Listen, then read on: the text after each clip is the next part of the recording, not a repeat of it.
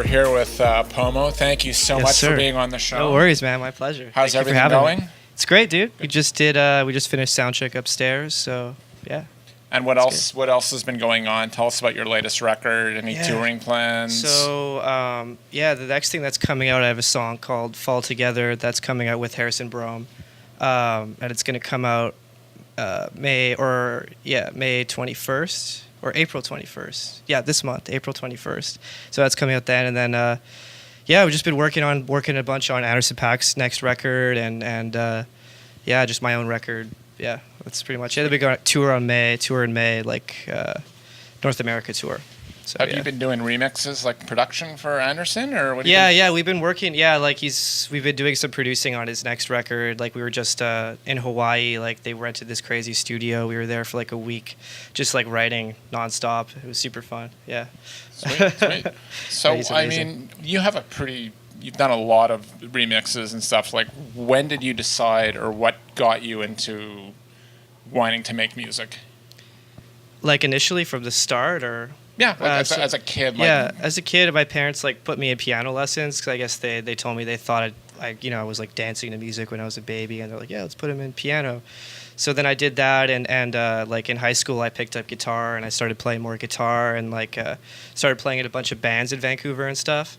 And then I I loved it. You know, I knew the first time I played with a band, like instantly I was like, this is like the best feeling ever, and this is what I want to just keep doing. So I just basically just went with that.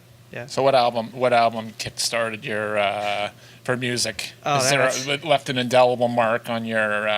That's tough. I mean, like when I started playing guitar, I was like a huge like Zeppelin fan, and like I was really obsessed with that. They had that live album, How the West Was Won, that I just thought was so cool because like the songs live sounded like bigger than the record, and it was just I just like was listening to that nonstop in like middle school and stuff. So that was probably like what got me like we were doing like Zeppelin covers and stuff. So yeah, I would say that one's a big one. Cool. Yeah. And what about the music you're doing today later on? Yeah. Is there an album? I mean, I always say like the album that got me into like producing electronic music was when Justice put out the Cross album, and also like Daft Punk Discovery and stuff. I loved that so much, and I was just like starting to produce beats that sounded like I was just trying to copy their sound, at the start, and then like just went from there. And I also love like another different side is like Radiohead Kid A was a big one for me. Like the sounds on that, like Tamir, I don't know if he's here, but he was like in high school. He was like, yeah, like let's do like we all like smoked a bunch of weed, and he put on Kid A for the first time, and I was just like, the sound sonically, it sounded so incredible to me, and I was like, this is like, I want to do stuff like this too, and like yeah. I always loved the way electronic music had that really produced really cool sound. You know what I mean? So that's what I liked about it. So what about today? What's going on in the world of electronic music? Are there any artists that we should be really like on the cutting edge? Who should we be looking out for? Let me think about that. Who's cool? I mean, like Kaytra is huge now, but like, let's see, who's the next dude? I don't know. I'm looking for the same thing, so I don't know. An album, like an album, like you're really digging. Yeah. Something you've just discovered. Oh man, I mean, I think Harrison Brome. Like, I love the dude. He's upstairs now, but he's doing some amazing shit, and I think he's gonna be I think he's an amazing talent. So he's one to watch for sure. Who else is? What's the name? Cool? What's the name of one of his albums? Do you know? He has an EP out, and he's like putting out more music. Yeah, so he doesn't really have an album yet, but he will. He's got an EP mixtape. Yeah, exactly. He's got a mixtape. He's got a mixtape. Yeah, mixtape. That's a thing, right? Yeah, he's got like a 4-song EP out, I think. So, yeah. So for someone who wants to start making electronic music, what album should be in everybody? What album should we listen to? I mean, if you want to make like dance music, I guess like for me it was Discovery, so I would say that like Daft Punk Discovery is like a classic, like the sound of that, and like I think that's a great way to start. Okay. Yeah. And if you had to save one album from, it's like a last record of the collection, you're only allowed one. It can be a compilation. Like forever, just the lot. Okay. It's a tough question. It's something you can't get sick of, because keep in mind you're gonna have to listen. You're gonna have to listen to the record for. Yeah, forever. I mean, it's obvious, but like, I'd probably say like Dark Side of the Moon or something. Pink Floyd. Yeah, I'd save that. Interesting. That's very I love that album. I love big thing I love about it is the length. Like it's just like that length of that album is like perfect. You can listen to it like all the way through. It's not too long, not too short. It's great. It's amazing. I had no idea this conversation would go in this direction. I thought we'd be talking about more, but it's cool. It's Right. Yeah, I mean, that's what I loved, like, growing up, and that's, like, my shit. Like, I love, like, that type of music, so, yeah. Give us, what's the first album you remember buying?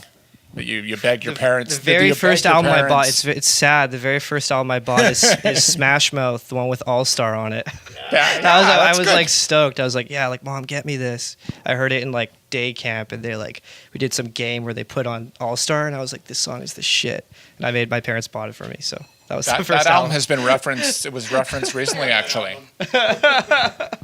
It's good. It is good, and those guys are like, he's a real guy. He takes the piss out of, I forget his name, but he's. Smash Mouth. But that's a good honest question. Yeah. I mean a good honest answer. I'm not gonna lie. I'm not gonna lie on your show. No. I'm not gonna come on here and bullshit you guys. Come on. No. It's a good. It's definitely a good answer. Is there anyone? I mean, you've worked with a lot. We've said this before. You've worked with a lot of interesting artists. Is there anyone that you'd like to work with that you're dying to work with, and what albums? Like, what albums have they put out? God.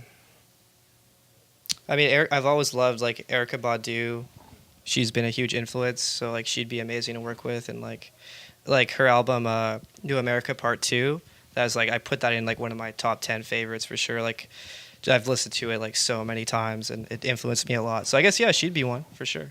Yeah, cool. Love her. What about, like a ladies, I'm going to say ladies man, but it's the wrong thing. Remember that skit on Saturday Night Live? And what's the album? Like a good romantic album. There used to be a great skit. I forgot the name of the skit on Saturday Night Live. It was Ladies Man, yeah, Tim Meadows. Damn. Those are a great. I remember when I was in high school, I like Googled. I was like with my first girlfriend. I was like, what are the best albums to put on? And like, I was like, everyone was like Massive Attack, and I listened to it. I was like, this is way too cheesy. Like, if I mean, it's great, but if I put it on, it's just like so obvious.